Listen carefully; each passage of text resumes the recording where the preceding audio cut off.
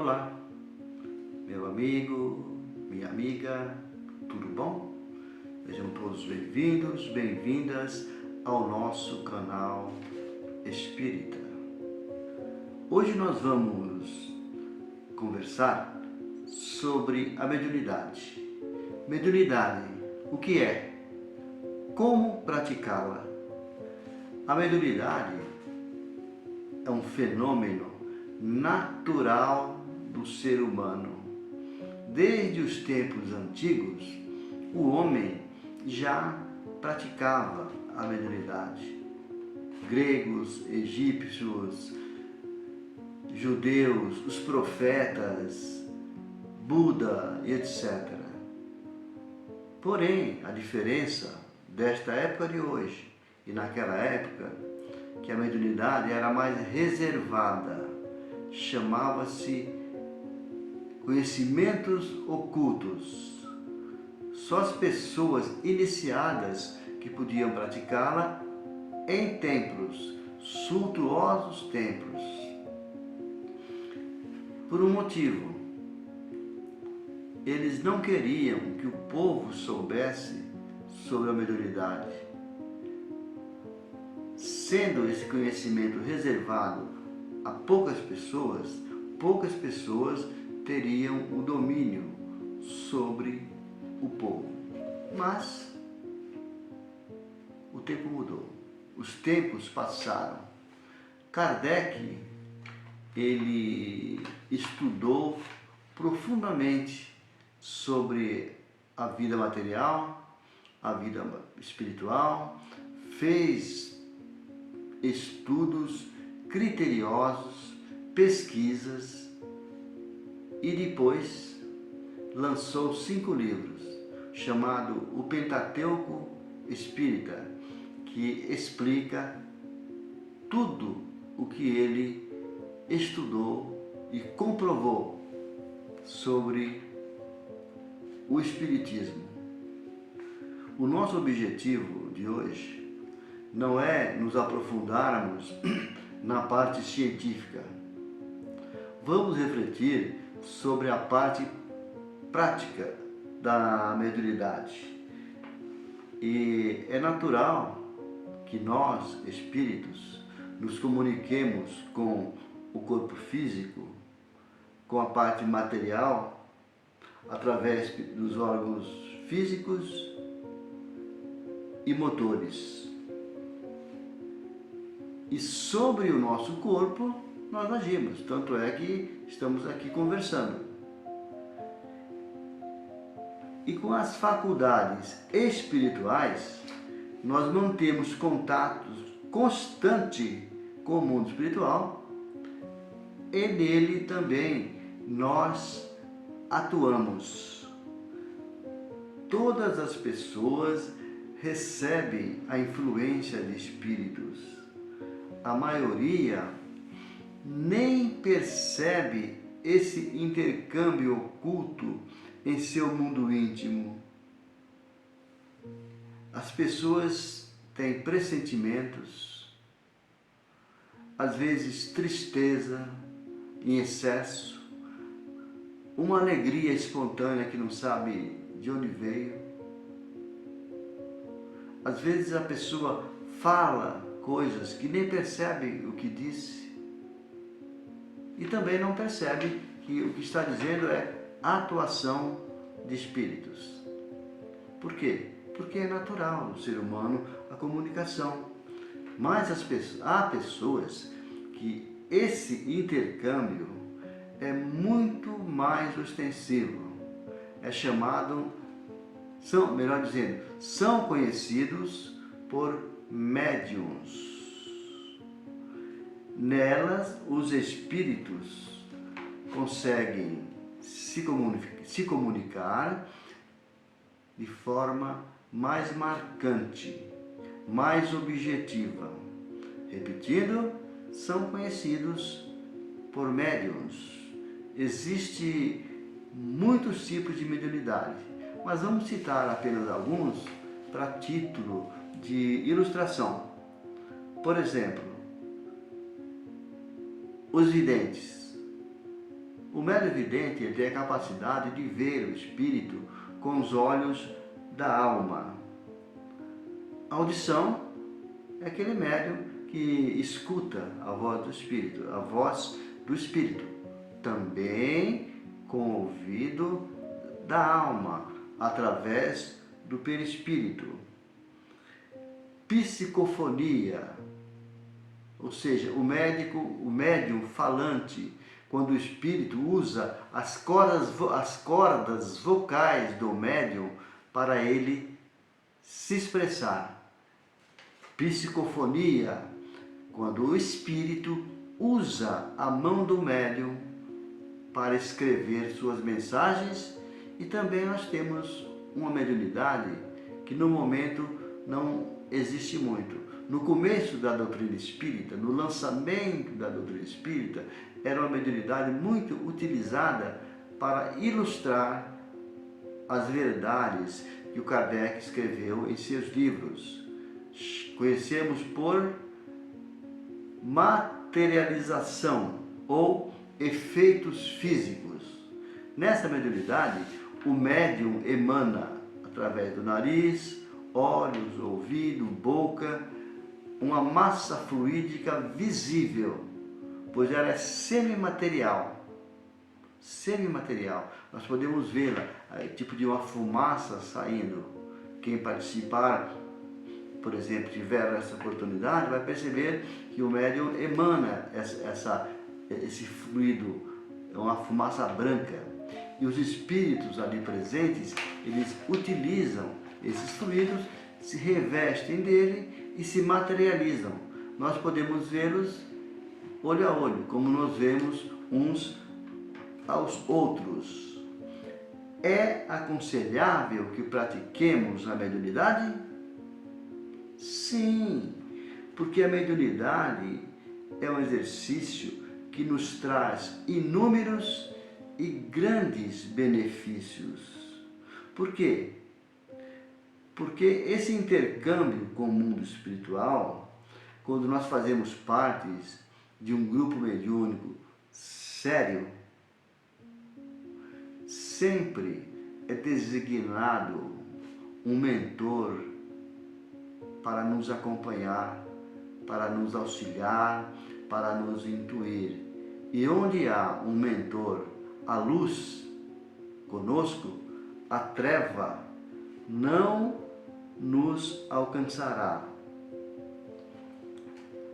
E quando o médium trabalha com seriedade, dedicação, fica totalmente integrado a um grupo espírita, numa casa espírita séria, é designado, como já disse, além do mentor, ele fica amparado por uma equipe, porque toda equipe mediúnica tem a parte física, que é responsável pelo trabalho, e também a parte espiritual.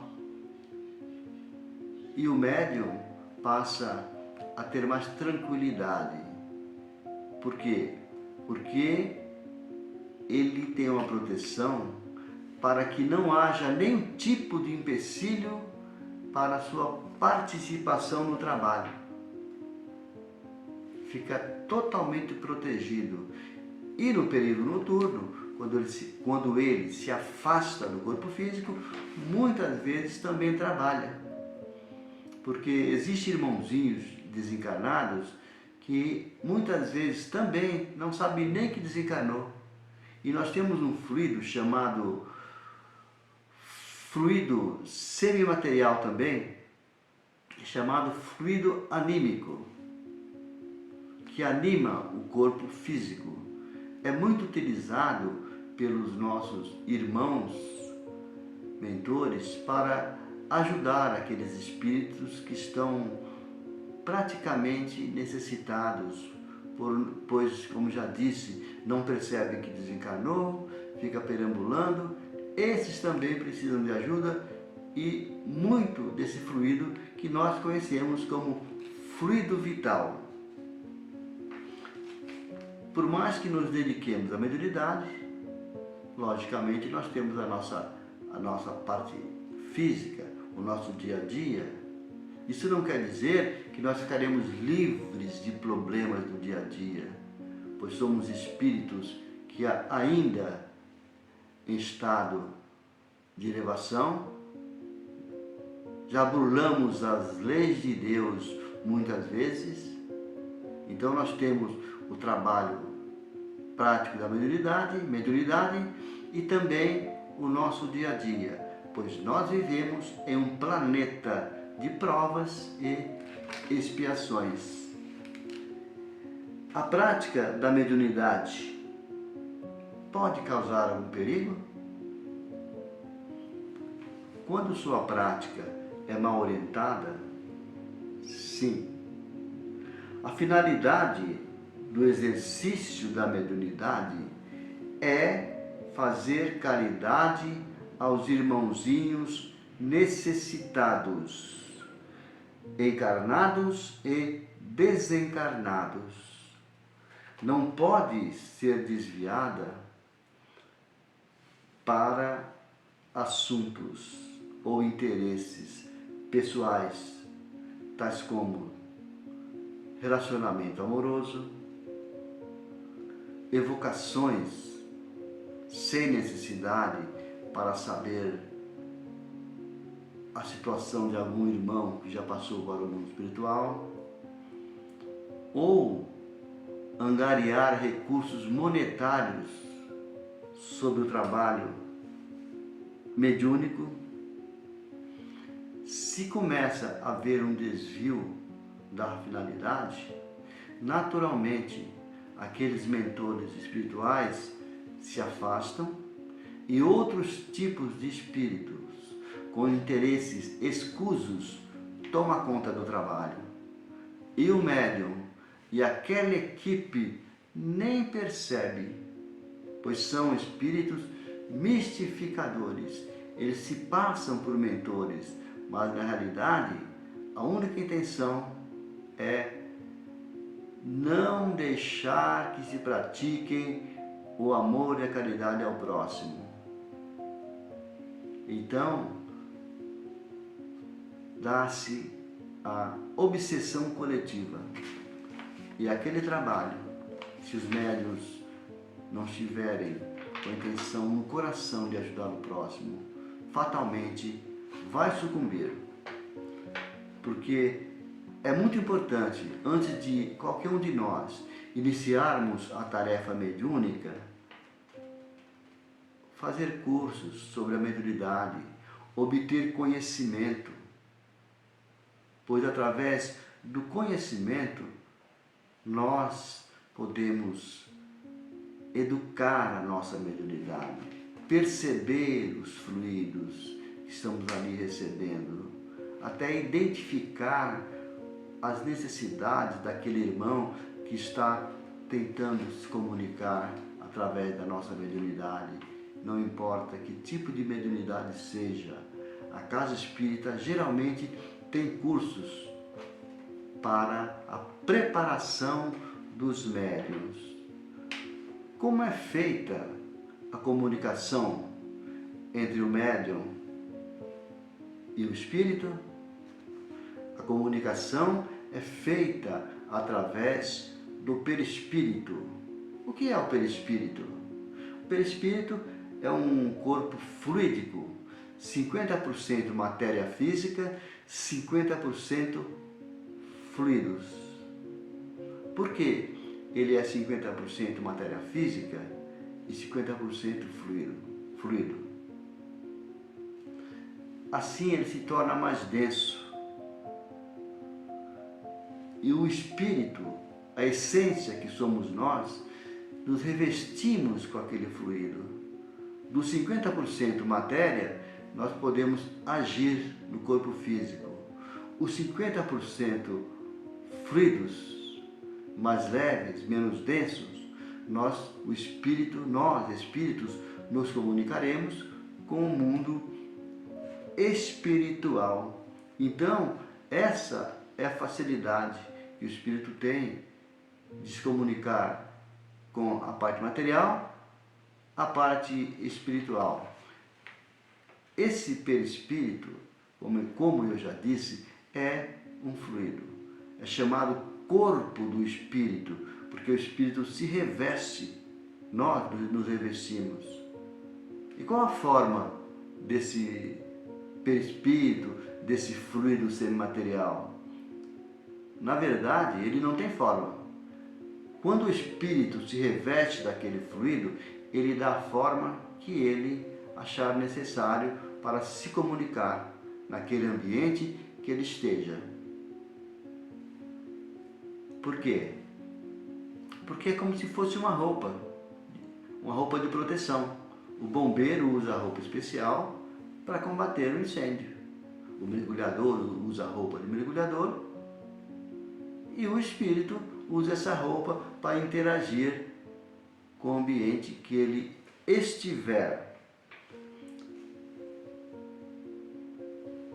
O intercâmbio entre o espírito, o perispírito, o corpo físico, como eu já disse, não podemos esquecer, se dá através destas propriedades do perispírito. O desenvolvimento da mediunidade tem relação com a moral dos médiuns? Será? Não. A faculdade mediúnica, propriamente dita, se manifesta através do corpo físico. É algo que pertence ao corpo físico. E não tem nada a ver, não se relaciona com a moralidade do médium. O médium pode ser uma pessoa de má índole ou boa índole, vai ter a mesma mediunidade. A diferença é que aquela pessoa de má índole que tem uma mediunidade ostensiva pode usá-la para interesses pessoais. E a pessoa de boa índole usa para auxiliar os nossos irmãozinhos em necessidade. Mas a mediunidade é concedida por Deus e naturalmente será cobrada. Como nós usamos a mediunidade? Fizemos uma boa utilização para o bem ou desviamos para finalidades escusas? As pessoas com mediunidade mais ostensiva, que já participam de um grupo espírita, têm que orar e vigiar, procurar combater as más tendências, evitar frequentar ambientes onde as vicissitudes proliferam, pois o médium, ele é um imã natural, pode atrair espíritos conforme o seu procedimento moral e intelectual. Muitas vezes o médium desvia a finalidade, atrai espíritos doentes, atrai espíritos primitivos. E a vibração daquele espírito, primeiramente, é captada pelo perispírito, que é o corpo do espírito, como já dissemos. Após impregnar o perispírito, começa a migrar para o corpo físico. Então aparecem alguns tipos de doença, a pessoa vai no médico e não acha. O médico não tem o diagnóstico. Então, meus amigos, no caso de pessoas que muitas vezes não têm o conhecimento sobre a mediunidade e é médium, mas tem uma boa índole, ele será ajudado, porque, como eu já disse, o médium trabalha tanto no corpo físico como no corpo, como fora do corpo, melhor dizendo. Corpo físico, e quando sai fora do corpo ele trabalha também. E se tiver uma boa índole, uma boa conduta, muitas vezes, sem perceber, ele está ajudando ao próximo e colaborando para o bem-estar da mediunidade. Eu agradeço a todos por esta atenção. Deus lhes pague, Deus lhes abençoe. Graças a Deus.